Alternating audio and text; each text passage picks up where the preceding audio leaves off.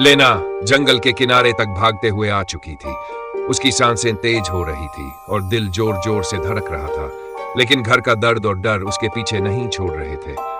उसकी कानों में वही फुसफुसाहट अब भी गूंज रही थी, मुझे ढूंढो, मेरे साथ रहो। लेना ने सोचा कि अब वह इस कहानी को दुनिया के सामने लाएगी। उसने पीछे मुड़कर घर की तरफ देखा। घर बिल्कुल शांत था, जैसे कुछ हुआ ही ना हो, मगर ऊपर की खिड़की से एक सफेद चेहरा उसे घूर रहा था। लेना ने खुद को समझाया कि यह सिर्फ उसका डर है और वह जंगल से बाहर निकल आई। अगली रात लेना फिर से अपने घर लौट आई थी, मगर उसका मन अशांत था। हर कमरे और हर कोने में उसे ऐसा लगता था कि कोई उसे देख रहा है। उसने खुद को समझाया कि यह बस उसकी कल्पना है, लेकिन जब उसने अपनी डायरी खोली और लिखने की कोशिश की तो उसका हाथ कांप रहा था।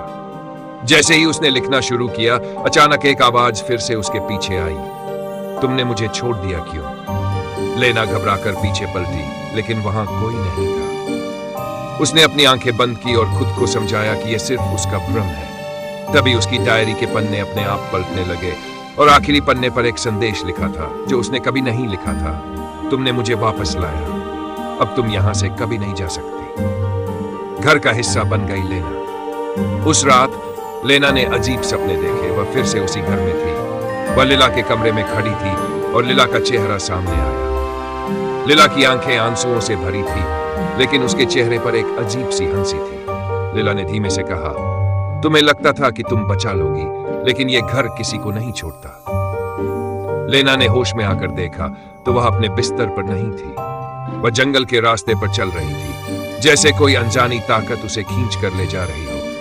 उसके हाथ पैर सब बंधे हुए लग रहे थे और जब उसने अपनी आंखें खोली तो वह व्हिस्परिंग हाउस के अंदर थी। दीवारों से वही आवाज फिर से आई, अब तुम भी हमारे साथ हो। 2 दिन बाद जंगल के पास एक पर्यटक को लेना का बैग मिला, लेकिन वह खुद कहीं दिखाई नहीं दी। लोग कहते थे कि वह बस जंगल में गई थी, लेकिन फिर कभी वापस नहीं आई। जो लोग उस घर के पास गए, उन्होंने एक नया जार देखा। जार के अंदर लेना का पेन था और जार पर लिखा था लेना। अब लेना भी उस घर का एक हिस्सा बन चुकी थी और उसकी कहानी बस एक और रहस्य बन गई जो जंगल की छाया में हमेशा के लिए छुपा हुआ था।